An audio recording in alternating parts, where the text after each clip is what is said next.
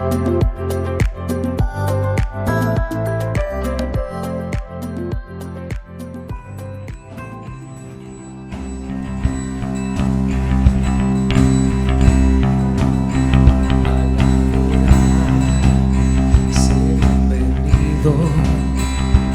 al cantar puedas ver, aquí estamos para ti. Aquí estamos para ti. Tu aliento venga del cielo, dando vida al corazón. Aquí estamos para ti. Aquí estamos para ti.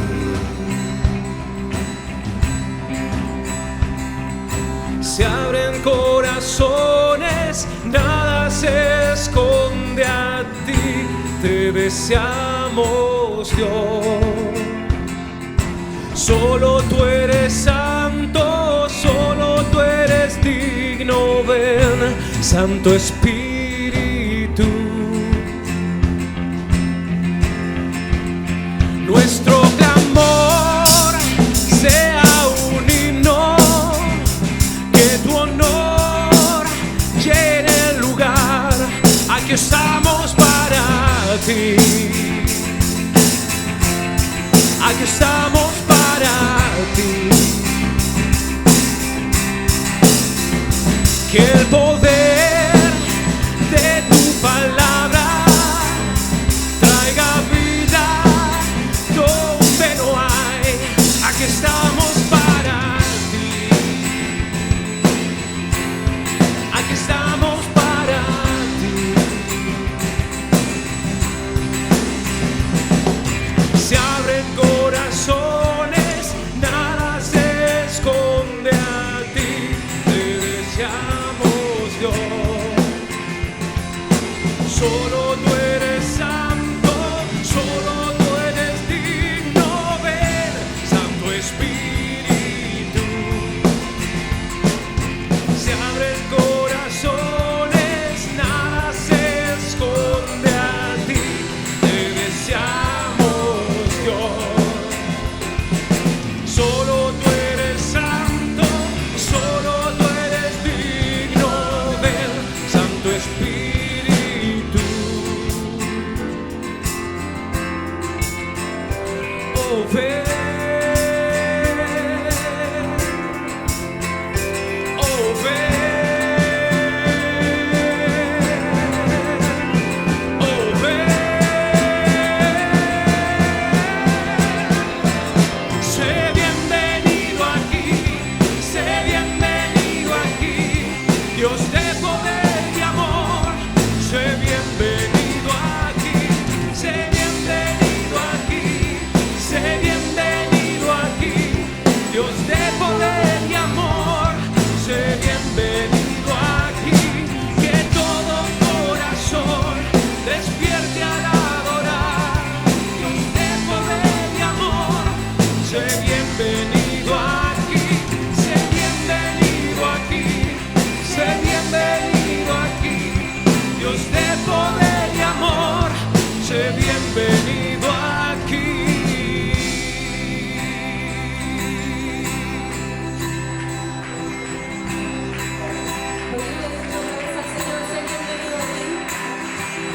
Señor, te abro mi corazón esta tarde. Ya no es el lugar físico, Señor, sino es mi vida. Si no soy yo, Señor, el que te da la bienvenida. ¿Estás dispuesto a decirle esto esta tarde al Señor? Dile: sé bienvenido aquí, sé bienvenido aquí, Dios de poder y amor. Sé bienvenido aquí, sé bienvenido aquí, sé bienvenido aquí, Dios de poder y amor. Sé bienvenido. Que todo corazón despierte al adorar, Dios de poder y amor. Sé bienvenido aquí, sé bienvenido aquí, sé bienvenido aquí, Dios de poder y amor.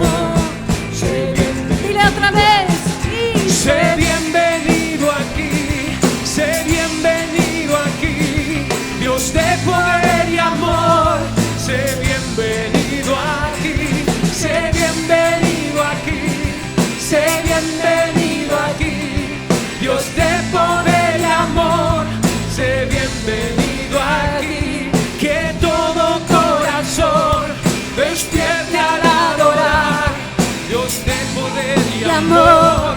Sé bienvenido aquí. Sé bienvenido aquí. Sé bienvenido aquí. Dios poder y amor. Sé bienvenido aquí. Dale un fuerte aplauso, Señor. Amén. Amén.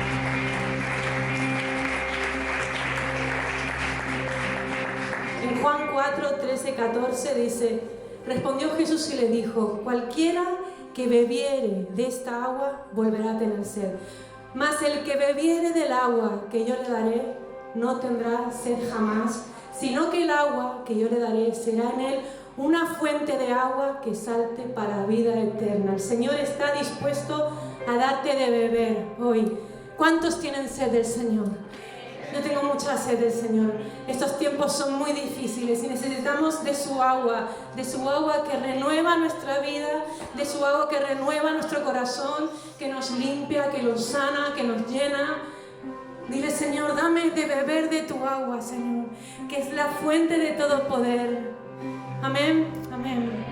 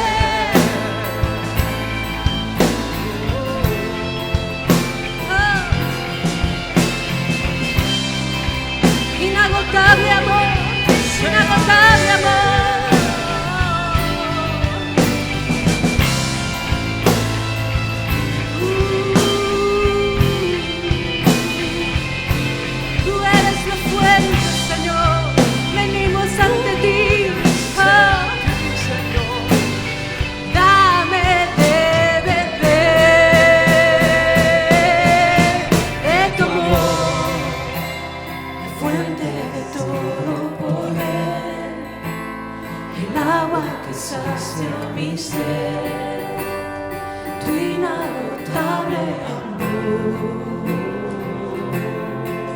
tu amor, nunca pude imaginar el ancho y la profundidad, tu inagotable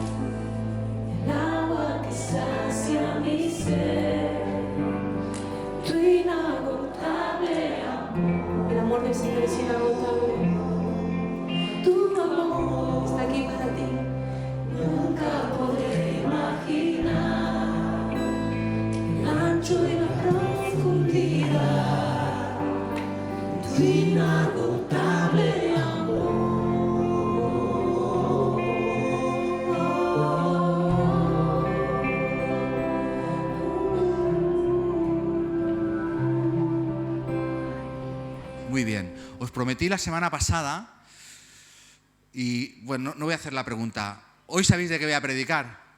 Sí, algunos sí que lo saben, ¿verdad? Los del consejo seguro, porque le dije, ¿os parece bien? Y dice, pues sí, nos parece bien. Entonces, sé que los del centro habéis escuchado la palabra que voy a compartir, pero bueno, quizás hay algún matiz, y oye, ya está bien escucharlo otra vez, porque creo que es una buena palabra. Pero no es una buena palabra porque la vaya a compartir yo. Creo que es una buena palabra porque a mí, cuando el Señor... Mirad, yo esta palabra la compartí el día 26 de diciembre por el YouTube, porque no tuvimos culto, ¿os acordáis? Pero yo no iba a compartir esta palabra. Yo tenía preparada otra palabra que me la había preparado durante la semana, y era la palabra que yo iba a compartir, que tenía que ver con un capítulo de Isaías, sobre la venida del Señor, etcétera, etcétera. Pero un día antes de grabarla, el Señor puso un sentir muy potente en mi corazón de compartir sobre la figura de Esteban, porque me vino a la cabeza de que, es verdad, el día 26... saldrá esta palabra, y precisamente es el día donde se celebra San Esteban, San Esteve. Y entonces pues el Señor trajo de inmediato una palabra a mi corazón, que era: la Iglesia debe recuperar el espíritu de Esteban. Y yo me pregunté, ¿y por qué debe recuperar el espíritu de Esteban en este tiempo? Porque creo que estamos en un tiempo muy similar al que vivió Esteban. Y el momento que vivió la Iglesia a través de Esteban, y lo que el espíritu de Esteban supuso en ese momento. Mirad, es cierto que Pentecostés fue algo revolucionario. O sea, la venida del Espíritu Santo sobre aquellas 120 personas en el aposento alto cambia el curso, lo cambia todo para la Iglesia. Pero la persona de Esteban genera una eclosión en la Iglesia tan importante y tan trascendente. Alguno me dirá, ¿estás comparando al Espíritu Santo con Esteban? No, ni mucho menos. Pero la figura de Esteban y lo que ocurre alrededor de este personaje es tan importante, o sea, tiene unas consecuencias tan importantes como Pentecostés. Porque muy bien, viene el Espíritu Santo, cae sobre esas 120 personas y hay una revolución en Jerusalén. Pero con Esteban, lo que ocurre es que el Evangelio sale de Jerusalén, traspasa las fronteras y llega hasta nosotros. Así que compartía la semana pasada sobre lo que son los mensajes biográficos, ¿os acordáis? Hablamos sobre Abraham, sobre Moisés, ¿sobre quién más? ¿Quién? Lo ha dicho Juanjo al empezar el culto, sobre David también. Y hoy hablaremos sobre Esteban. ¿Qué sabe la iglesia de Esteban? Si tú preguntas a un cristiano de a pie, ¿quién es Esteban? El primer mártir de la iglesia. No un mártir, el primer mártir de la iglesia. ¿Alguien sabe lo que es un mártir? Esto es otra cuestión. Muy bien. Y me gusta que hayas dicho eso, Dani. Alguien que muere por una causa. No solo en el cristianismo hay mártires. Hay mártires si uno cree que los claveles nos van a salvar la vida y muere por esa causa porque hay uno que no lo cree y le pega un tiro, ese será el primer mártir que muere porque cree que los claveles nos van a salvar la vida. O sea que no es de dominio propio el tema de los mártires. Esteban es el primer mártir de la iglesia. Y quiero explicar 5 características de Esteban donde vamos a poder un poco, y esa es mi intención en esta tarde, empaparnos del espíritu de Esteban. ¿Y por qué? Mirar, estamos en un momento en la sociedad, estamos todo el día hablando perdóname la expresión, de la puñetera pandemia. Aquí estáis todos con el bozal, y yo también, ahora me lo he quitado para predicar. Y de hecho, hay algo que no estamos haciendo bien los cristianos, y yo lo he dicho muchas veces desde aquí. O sea, nosotros, no sé, ¿no? Pensar en esta semana pasada misma, ¿no? ¿Cuántas veces has hablado de la pandemia, del COVID? ¿Cada día es posible? ¿Sí o no? Seamos sinceros. Todos los días. ¿Con cuánta gente no cristiana has hablado del COVID? A todas horas. ¿Y cuántas de las veces que has hablado con alguien que no es cristiano sobre el COVID le has arrojado un mensaje de esperanza? Bueno, sí, puede ser que haya alguna excepción, pero ¿sabéis lo que nos pasa? Que de repente nos posee el espíritu del COVID, del Omicron, que está ahora de moda. Te posee el espíritu de Omicron y de repente, si la persona se está quejando, nosotros aún nos quejamos más. Sí, de verdad que esto es un rollo, ¿qué tal? Porque no sé qué, porque el TAR, el famoso TAR, ¿no? Que es el sistema que hay de detección de casos y que se activen los protocolos en las escuelas, institutos, que está todo bloqueado, no funciona nada. ¿Y qué pasa? Viene alguien a quejarse y nosotros, en vez de arrojarle esperanza, nos amargamos nosotros y la amargamos a él. Y es un poco lamentable porque nosotros, algo que forma parte de nuestra identidad, es que nosotros somos la sal y la luz. Dice la Escritura en el Nuevo Testamento, creo que es el apóstol Pablo, dice que nuestras palabras tienen que estar sazonadas, tienen que tener sabor. Y si alguien viene, mirad, esta misma tarde antes de venir aquí me ha llamado una persona con una necesidad. Y claro, un problema. Yo no he empezado, la verdad, qué chungo, que sí, qué tal, bueno, yo te entiendo, tal, no sé qué. No, le he dado un mensaje de esperanza. ¿Qué puedo hacer yo como hijo de Dios? Y la iglesia es portadora del Evangelio. Y no sé si todavía te has dado cuenta, o no sé si es que no sabes todavía lo que significa la palabra Evangelio. ¿Cómo? Buena noticia. O sea, si alguien te viene dando una mala noticia, no sigas tú con la mala noticia, porque tú eres portador de una ¿qué? Muy bien.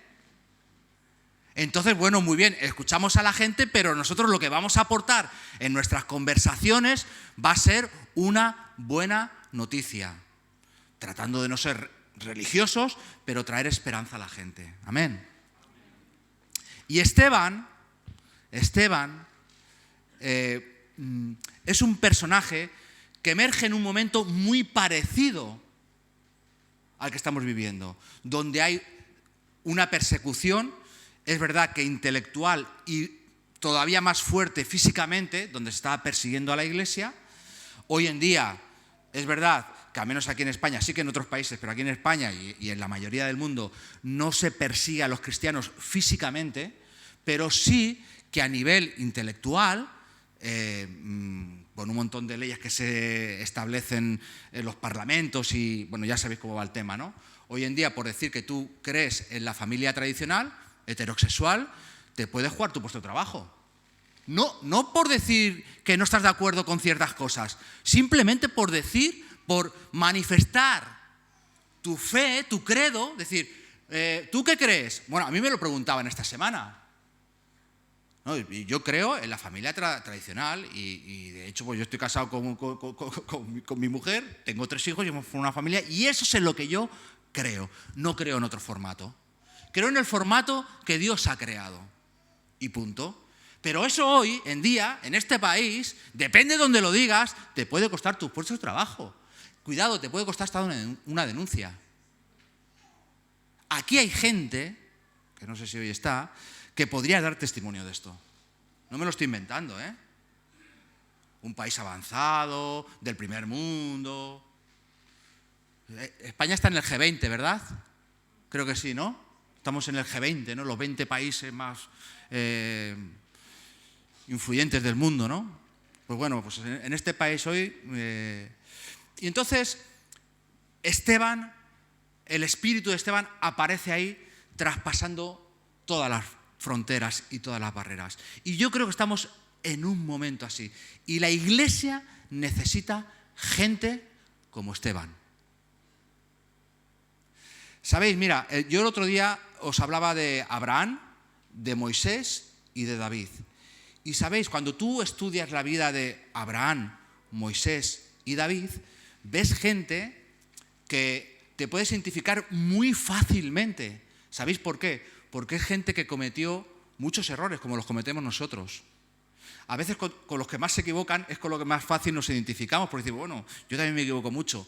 Pero Esteban es de esas personas que había level, había nivel. Y hoy creo que el Señor está buscando, bueno, creo que lo lleva buscando desde que existe la iglesia. ¿Sabéis lo que anda buscando Dios?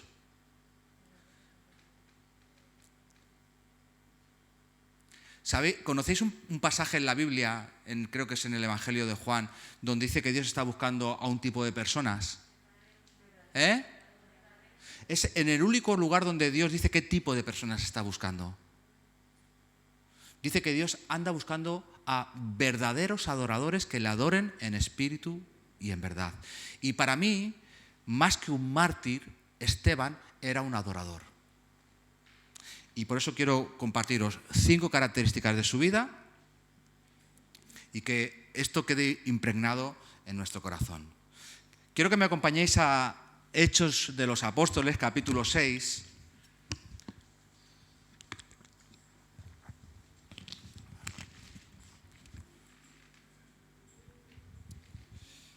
Y voy a leer del 1 al 5 porque es ahí donde vemos básicamente el contexto donde aparece la figura de Esteban y quién era Esteban.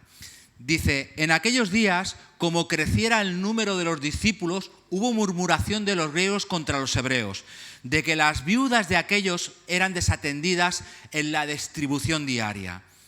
Entonces los 12 convocaron a la multitud de los discípulos y dijeron, no es justo que nosotros dejemos la palabra de Dios para servir a las mesas. Entonces dicen, buscad pues, hermanos, de entre vosotros a 7 varones de buen testimonio, llenos del Espíritu Santo, llenos de sabiduría, a quienes encarguemos de este trabajo. y nosotros persistiremos en la oración y en el ministerio de la palabra. Agradó la propuesta a toda la multitud y eligieron, atentos al orden, a Esteban, varón lleno de fe y del Espíritu Santo, a Felipe, a Procoro, a Nicanor, a Timón, a Parmenas y a Nicolás, prosélito de Antioquía, a los cuales presentaron ante los apóstoles, quienes orando les impusieron las manos. Y crecía la palabra del Señor y el número de los discípulos se multiplicaba grandemente en Jerusalén.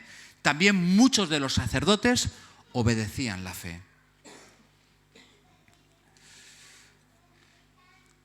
El contexto es un momento de crecimiento. Es un momento de persecución y hay un momento de crecimiento. Y quiero decir algo con esto. Cuando se juntan los pastores en cualquier congreso, o tenemos ahora un chat por Zoom, y tenemos que hacer un reporte de cómo va nuestra iglesia, es muy curioso de lo que dicen la gran mayoría de los pastores. Si vosotros pudieseis escuchar una conversación de pastores, de verdad que a veces os echaréis a reír. Porque parece que a veces solamente exista lo que mi iglesia está creciendo, que generalmente es mentira. ¿Cómo, Ángel, te atreves a decir esto? Tú te juntas con varios pastores y... Ese soy yo, ¿no? Bueno, ahora me tienes en vivo y en directo, ¿eh? Se juntan pastores, ¿no? Y parece que el único motivo de conversación o el interés de los pastores es saber si mi iglesia ha crecido o no ha crecido. Si somos más de 100 o más de 200 o más de 300. Es curioso. Y decía esto porque ahora ya con el móvil ya se me ha ido, tengo que reubicarme. El contexto es que los apóstoles están viviendo un momento de persecución donde la iglesia está creciendo. Y digo que si tú quieres que tu iglesia crezca, no va a ser por un toque mágico de parte del Señor. Y a veces nosotros no queremos el crecimiento, o sea, no queremos la persecución, pero la persecución lo que genera, ¿sabéis qué es? Crecimiento. Siempre que la iglesia ha crecido, hay una persecución detrás. Si no, estudiar la Biblia y lo veréis. En el Nuevo Testamento, siempre que la iglesia se expande, es porque la están achuchando. Tú a veces te quedarías en tu casa. Si viene alguien que te quiere matar o te quiere echar de tu casa, vas a salir. Y si tú tienes un mensaje que dar, ese mensaje lo llevarás a otros lados. Esto es lo que ocurría con la iglesia. Les perseguían, ellos se tenían que ir a otros lados, a otras zonas, a otras regiones, a otros pueblos, y entonces llevaban allí el evangelio. ¿Qué ocurría? Que sistemáticamente el evangelio se propagaba por todos los lugares y había crecimiento. Así que persecución y crecimiento no es malo, es bueno, aunque no nos guste. Pues la iglesia está viviendo este momento, ¿no? Persecución, crecimiento. Y entonces hay una gran necesidad. ¿Por qué? Porque la iglesia, el ámbito que manejaba con más poder era el ámbito social. O sea, la iglesia estaba dedicada a que nadie pasase hambre, a que nadie estuviese desamparado, fuese o no fuese de la iglesia. Y se atendía, y por eso cada día dice que se compartía en las casas y se comía en las casas y todo lo tenían en común. ¿Recordáis esto, verdad? Pero precisamente para eso, dice que nadie tenía nada en propiedad. O sea, que lo que hacía era compartirlo con los demás para que los demás que no tenían no tuviesen necesidad. Y ese era el espíritu que había en la iglesia. Pero había tanta demanda, administrativamente hablando, que claro, los apóstoles estaban metidos en este asunto y no tenían tiempo para estar predicando la palabra. Entonces surge esta necesidad que hemos leído y tienen que buscar a 7 personas. Y entre esas 7 personas, el primero que es nombrado, ¿quién es? Si os fijáis, sobre ninguno más se dice nada. Mirad, si el capítulo 6 está dedicado a Esteban, los siguientes están dedicados a otro diácono, es Felipe, que es con Felipe llega la expansión del evangelio a toda Samaria. Dice, me seréis testigos en Jerusalén, Judea, en Samaria y hasta los confines de la tierra. El evangelio se expande en Samaria a través de otro diácono. Esto es potente, ¿eh? Ahora que estamos en el siglo donde todo el mundo quiere ser apóstol, ¿eh? Mira, yo quiero decir algo, ¿no? Y creo que ya lo dije el otro día en el YouTube, ¿no? Pero la Iglesia tiene un problema muy serio, muy serio. Y esto sí que es grave. En la Iglesia hay un déficit de gente llamados, no es que no estén llamados, es que hay gente sorda, espiritualmente hablando. Y hay un déficit al diaconado. Porque ¿sabéis lo que quiere la gente? ¿Sabes lo que se enseña en muchas partes del mundo? De aquí, de ese escalón, para arriba. ¿Lo estáis pillando? O sea, solo se enseña a nivel ministerial que lo que tiene importancia es de este escalón, de lo que ocurre de este escalón, aquí. De lo que ocurre de aquí para allá, no tiene importancia. O sea, tú eres importante en el ministerio si predicas, si profetizas, si diriges la alabanza, lo que es visible. Lo que es visible que delante de Dios, cuidado, no digo que no tenga gloria delante de Dios los ministerios visibles, pero es verdad que mucha de la gloria nos la llevamos con los aplausos después de la alabanza, que nosotros no vivimos de los aplausos, cuidado, ya sabemos dónde pisamos. Pero es verdad que son, en ese sentido, pues bueno, si está aquí arriba, pues todo el mundo le ve, ¿verdad? Pero cuando uno viene aquí a las 4 de la tarde a poner las sillas, no te ve nadie. Bueno, quizá el ratulí que pasa por allí, el ratulí de campo que pasa por allí te ve, ¿no? Es el único que te ve, y Dios. Pero dice la Biblia que lo que tú haces en lo secreto, ¿qué pasa? Eso tiene un valor 100%. Y ahí te estás llevando toda la bendición de Dios 100%. No se escapa por ningún aplauso humano. ¿Me entendéis? Y hoy en día la Iglesia tiene un déficit de gente así. Nosotros en esta iglesia estamos buscando gente y tenemos un problema. Y ahí si le diese el teléfono, el micrófono a Pedro Sierra, digo, Pedro, sigue en la línea que yo estoy hablando. Os diría unas cuantas cosas, porque él nos dice muchas veces, pero Pedro, no hay gente. Y dice, no encuentro. Se lo digo a fulanito, sí, viene 2 semanas, pero después ya... Yo ya lo he dicho muchas veces, y sigue ocurriendo lamentablemente, ¿no? Aparecen estos profetas de turno, que yo no digo que haya profetas auténticos, que los hay. Y claro, tú que eres una persona que vienes súper feliz todos los domingos, aquí a las 4 de la tarde a poner tus sillitas, y tú crees que Dios te ha llamado a eso, y eres súper feliz haciendo eso, porque sabes que estás bendiciendo a un montón de gente que va a estar en un culto sentado en vez de pie. Tú imagínate tragar todo este tostón que yo os estoy metiendo ahora, bueno, tostón, entenderme, de pie. La alabanza aún más o menos. Pero tú imagínate pegarte todo el culto de pie. Pues aquí hay unas personas que vienen y ponen las sillitas para que tú estés sentado. Pues tú imagínate esa persona. Ahora, resulta que esa persona está aquí sentada en un culto y viene un profeta estos de turno y ahí hace un llamado. Venga, que voy a profetizar aquí a todo el mundo. Ven, que te profetizo. Y viene y le pone la mano encima y dice, el Señor tiene grandes cosas para ti. ¿Qué pasa? ¿Que ponerse ya no es grande? Ah, vale. Grande es de aquí para arriba. Eso es lo grande. Y la iglesia está equivocada, porque se nos ha inculcado una mentalidad de que lo grande es lo que se ve, y lo que no se ve no es importante.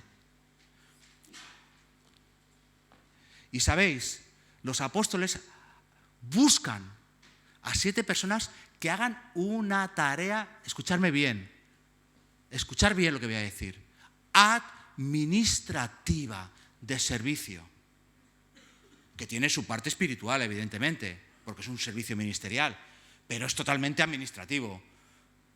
El poner mesas era llevar un control de que no le faltase comida a nadie y que no estuviese gente, en este caso las viudas, desatendidas. Y había tanta gente y había tantas viudas. Pensar que la esperanza de vida en aquella época no es la que tenemos ahora, de 80 y pico años. La gente moría mucho antes.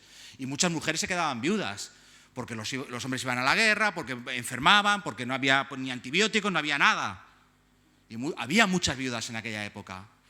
Y entonces, buscad hermanos entre vosotros, gente entre vosotros. Y yo sé que aquí hay gente entre nosotros con un llamado así. Hay gente que necesita, porque lo tiene, sacar el espíritu de Esteban.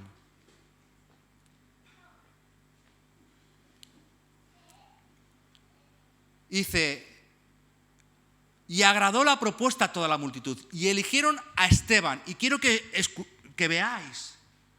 O sea, era controlar el sistema de alimentación de la iglesia emergente en aquel momento. Y fíjate los requisitos que se piden. Buscad pues, hermanos, de entre vosotros a 7 varones. Repite conmigo, buen testimonio, llenos de Espíritu Santo y llenos de sabiduría.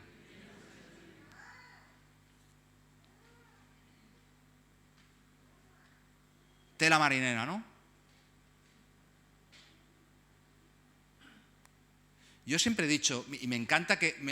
Yo soy muy meticuloso con el orden, en lo que, como está registrada, cuando hay una lista en la Biblia de algo, me gusta atender al orden. Y no es casualidad que Esteban esté colocado el primero en esta lista de 7, ni tampoco es casualidad que el buen testimonio sea el primero de los requisitos. Porque la gente va a ver primero tu buen testimonio antes de ver si estás lleno del Espíritu Santo.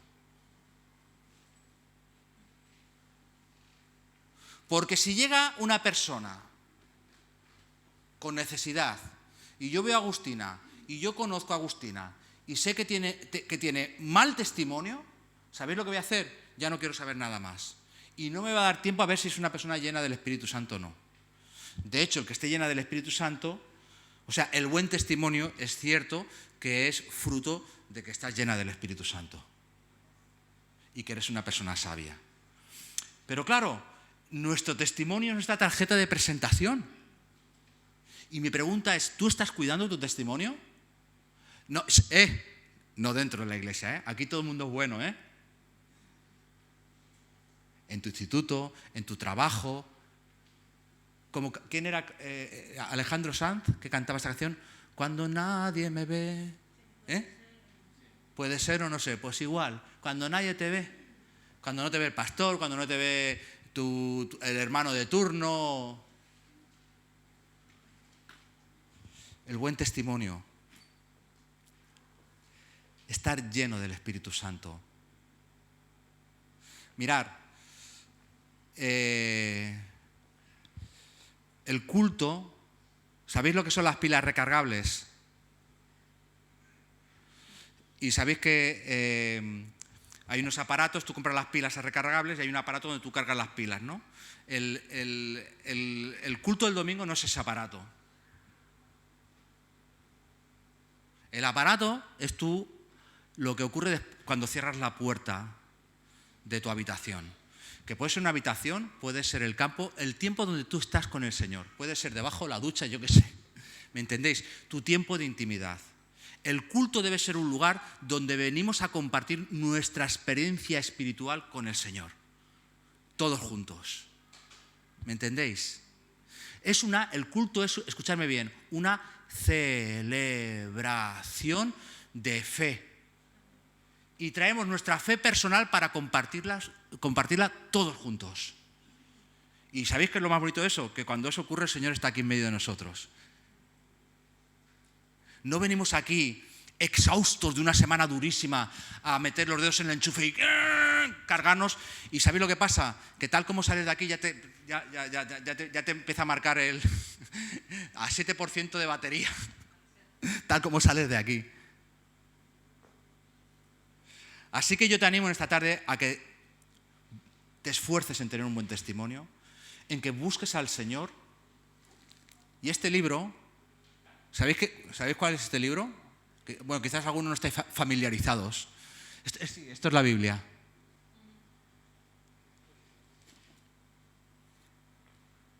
Y se acordarán los que se han criado en iglesias evangélicas desde muy pequeñitos, ya lo he dicho varias veces desde aquí, que a nosotros nos enseñaron una canción. Yo la primera canción que aprendí en la escuela dominical, ¿sabéis cuál fue? Lee la Biblia. ¿Alguien me acompaña, por favor? Lee la Biblia y ora cada día, ora cada día, ora cada día. Lee la Biblia y ora cada día. Y hacíamos así: si queréis crecer. ¿Tú quieres crecer? Pues lee la Biblia y ora cada día. Si no hay más. ¿Para qué te compras esos libros que ponen 20 claves para que tengas una vida de éxito espiritual? ¿Qué vas? Es un rollo. Es mentira. Bueno, no es mentira. Te enredan ahí, ¿sabes para qué? Si tú coges estos libros, hazlo de verdad. Si tienes algún libro de esto en casa, hazlo. Ya verás como las 20 claves te llevan a 2. ¿Sabéis cuál es? A leer la Biblia y orar cada día. Sí, hombre, que sí. ¿Qué hacían los apóstoles? ¿Sabéis por qué buscaron esta solución? Porque no tenían tiempo ¿para qué? Para orar y para la palabra. Orar y leer. Buen testimonio, llenos del Espíritu Santo y llenos de sabiduría. Aquí está toda la sabiduría de Dios para ti. Amén.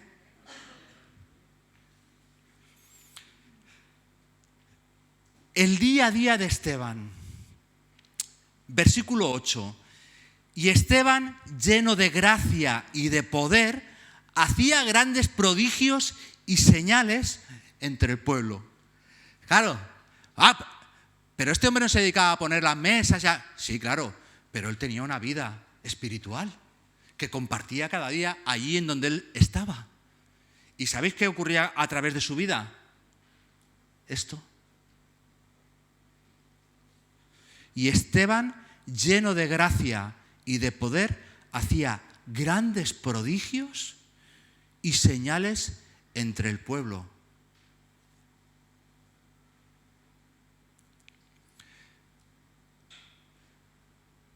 Este personaje trabajaba del escalón para allá. Buen testimonio, lleno del Espíritu Santo, lleno de sabiduría y fijaros, estas señales seguirán a los que creen. ¿Qué señales seguirán a los que creen?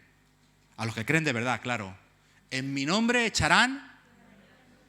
O sea, cuando tú llevas una vida de integridad, una vida como la de Esteban, no tienes que forzar nada. Lo que te acompaña son, allí donde tú estás, señales, milagros, prodigios, testimonios poderosos.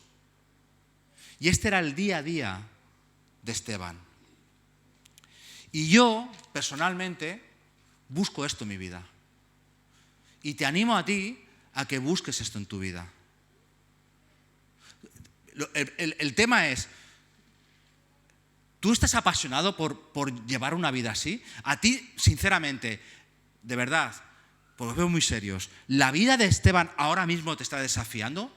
¿Tú sientes algo dentro de ti que, no sé, espero que sea el Espíritu Santo que lo esté produciendo en ti?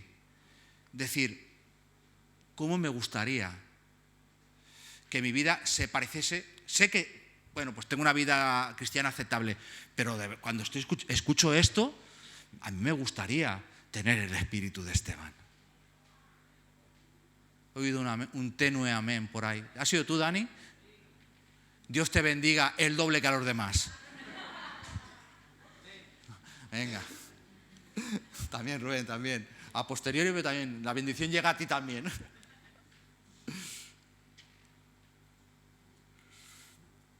Dice que una de las particularidades de Esteban, ya lo ha dicho, que era que estaba lleno de sabiduría. Y todos conocéis un poco la vida de Esteban, ¿no? Esteban era un incordio para las tinieblas. Mirar, Esteban irradiaba tanta luz allí donde estaba que, claro, era una total molestia para las tinieblas.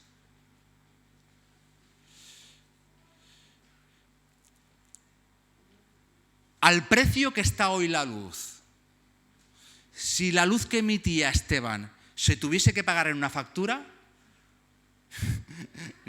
yo creo que ni con todos los millones del mundo se podría pagar al precio que está la luz, ¿eh? Porque emitía tanta luz. Él era consciente que era una luz en medio de las tinieblas. Y Esteban era un hombre que donde estaba generaba cambios y generaba controversia a las tinieblas, hasta que llega un momento que el sistema religioso va a por él. Va por él, pero en serio. Y entonces lo cogen y dice, bueno, ¿tú qué vas diciendo por ahí? A ver, explícanos.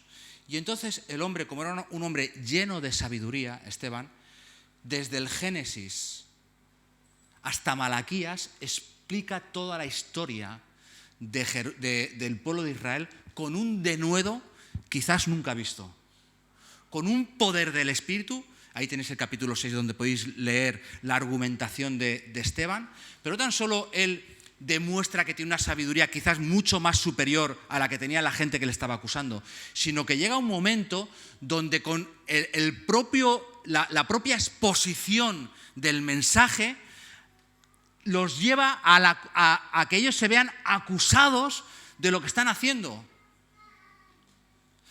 Y llega un momento que dicen donde se tienen que tapar los oídos y dicen que arremeten a una contra él. Y sabéis cómo acaba la historia, ¿verdad?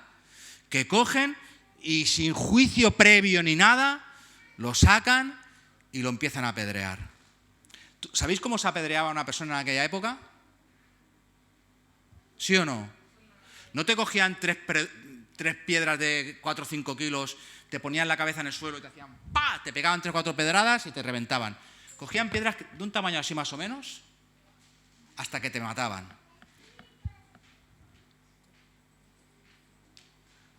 Lo vuelvo a repetir, porque quizás alguno todavía no se ha dado cuenta. Con unas piedritas de este tamaño más o menos, la piedra que te cabe en una mano, apedrear a una persona hasta matarla. Eso puede durar, no lo sé, ¿eh? No sé si 10 minutos, un cuarto de hora, no sé lo que puede durar. Y él, tal como estaba compartiendo la palabra, una palabra que evidenciaba, una palabra llena de sabiduría, él sabía que estaba firmando su sentencia de muerte. Pero os digo una cosa, y ahora lo veremos al final, que ya estoy terminando. Mirar, y no me cansaré de decirlo, ¿es tan importante la palabra de Dios? Yo a veces cuando tengo pastorales con gente y le pregunto, porque hay gente que viene a verme porque tiene problemas, y yo, claro, a veces me sorprendo de que están viviendo un problema donde la solución no es que la tenga el pastor, la solución ya hace miles de años que está escrita aquí en la palabra.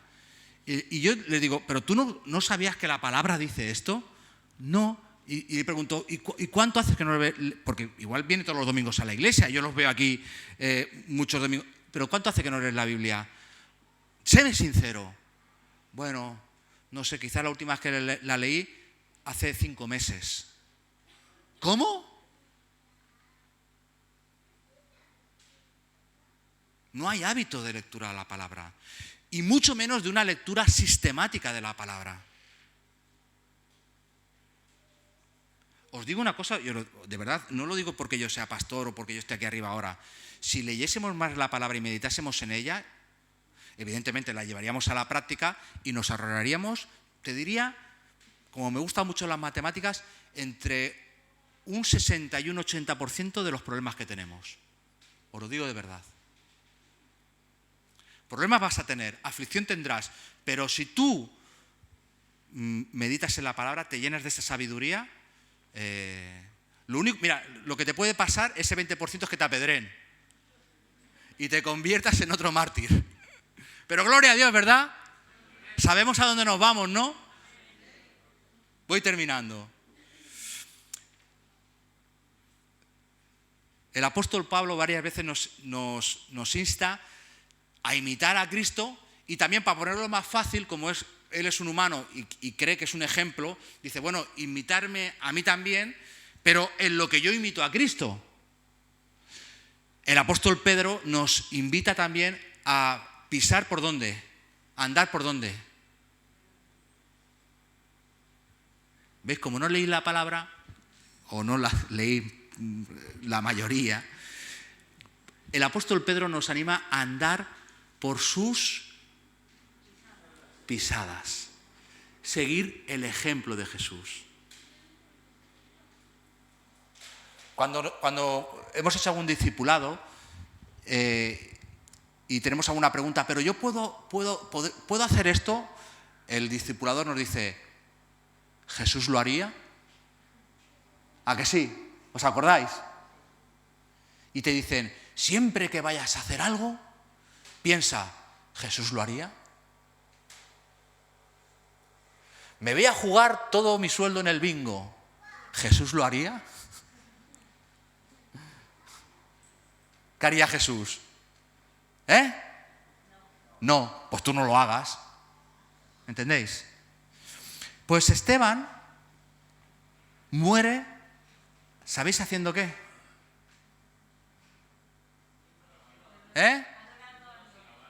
Uy, no. Sí, ¿haciendo qué? ¿Cómo, Rosa? ¿Cómo?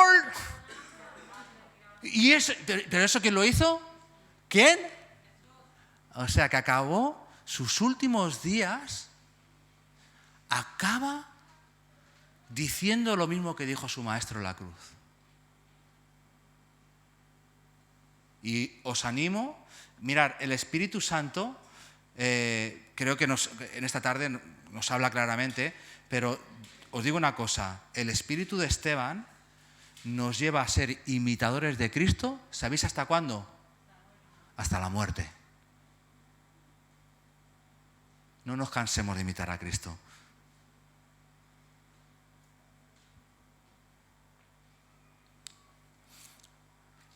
Y termino con la última. Quiero que me acompañéis al capítulo 8, cuando Esteban muere. En la muerte de Esteban hay un personaje al cual todos admiramos. Si hablamos de un personaje que nos inspira quizás por encima de todos en la Biblia y más en el Nuevo Testamento, sin contar a Jesús, siempre hablamos del apóstol. Muy bien. ¿Veis cómo estamos aquí todos de acuerdo? El testimonio y el legado que nos deja el apóstol Pablo es brutal, ¿no? Sigue estando siendo considerado como uno de las 8 personas más sabias de la historia de la humanidad, el apóstol Pablo. Y en aquella muerte de Esteban, el que estaba dando permiso para su ejecución, ¿sabéis quién era? Un joven llamado Saulo de Tarso, más tarde Pablo. Él si hubiese querido, el apóstol Pablo ha dicho, basta, basta, ya le habéis abierto la cabeza y le habéis hecho unas cuantas heridas, que le pongan unos puntos al chaval y ya está, ¿no? No, el que estaba consintiendo la muerte como delegado del Sanedrín era el apóstol, bueno, todavía no era apóstol, era Saulo de Tarso. Era un asesino. Bueno, ya parece ser que se había llevado a unos cuantos por delante, a unos cuantos cristianos. Dice que él estaba rabiando contra la iglesia. Era el mayor enemigo conocido de la iglesia, Saulo de Tarso.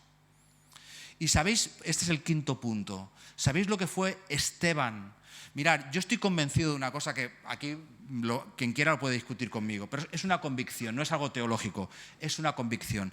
Que esas palabras de Esteban imitando a su maestro, esas últimas palabras, fueron una semilla en el corazón de Saulo de Tarso. Esa ejecución y el comportamiento, el testimonio de Esteban en su propia muerte, creo que dejó tan inquieto, o sea, sembró algo en el corazón del apóstol Pablo. Jesús no se le aparece de repente yendo a Damasco, venga, soy Jesús.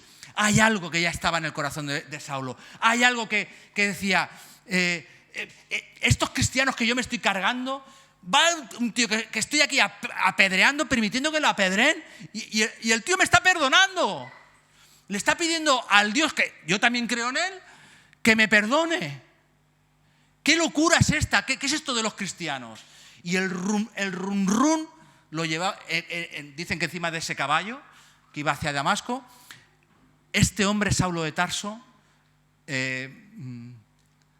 estaba ahí. Había algo que había sido sembrado en su corazón y era la semilla del testimonio de Esteban. Yo estoy convencido de esto. Lo podemos discutir o no, o tú puedes estar de acuerdo conmigo o no, pero yo estoy convencido de que Esteban fue la semilla que usó el Señor para la conversión de Saulo. Y dice, y Saulo consentía en su muerte. En aquel día, ese mismo día, escuchar bien, en aquel día hubo una gran persecución contra la iglesia que estaba en Jerusalén. Y todos fueron esparcidos por las tierras de Judea y de Samaria, salvo los apóstoles. Y hombres piadosos llevaron a enterrar a Esteban e hicieron gran llanto sobre él. Y Saulo asolaba la iglesia, entrando casa por casa, arrastraba a hombres y a mujeres y los entregaba a la cárcel.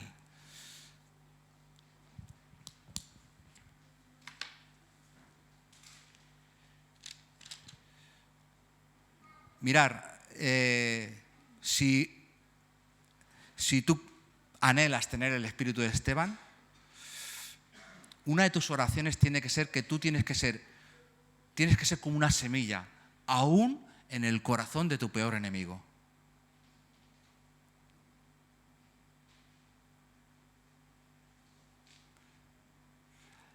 Esteban había aprendido bien esto de bendecid a los que os...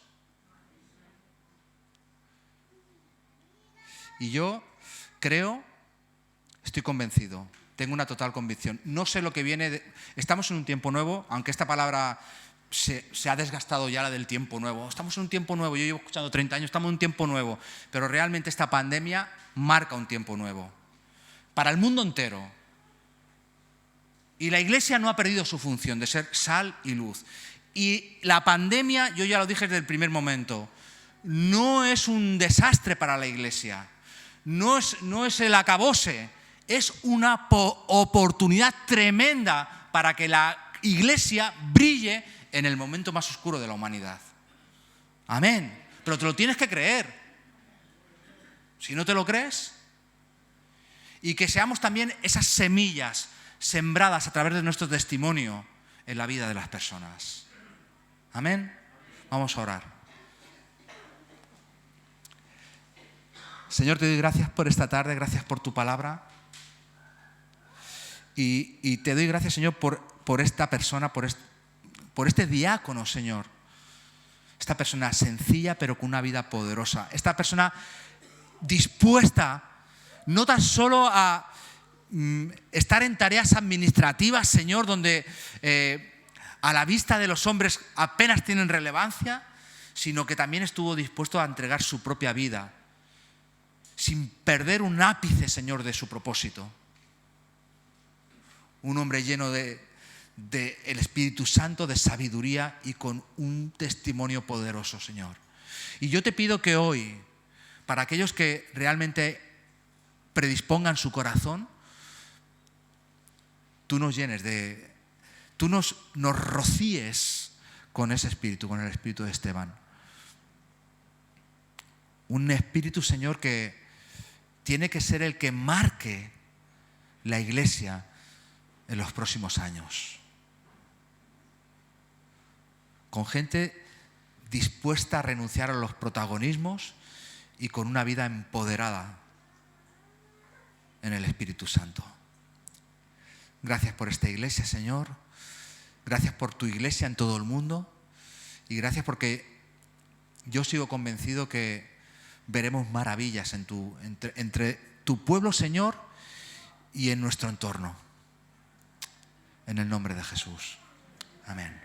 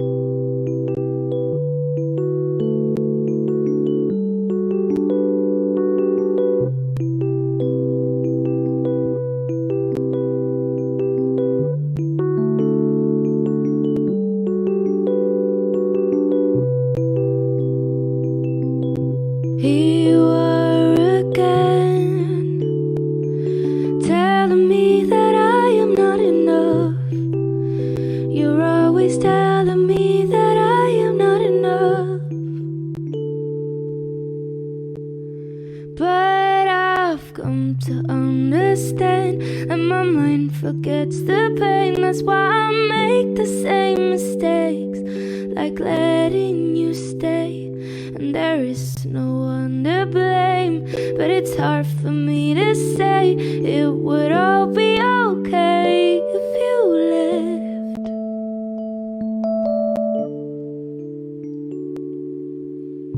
Here I am again, telling me that I am not enough.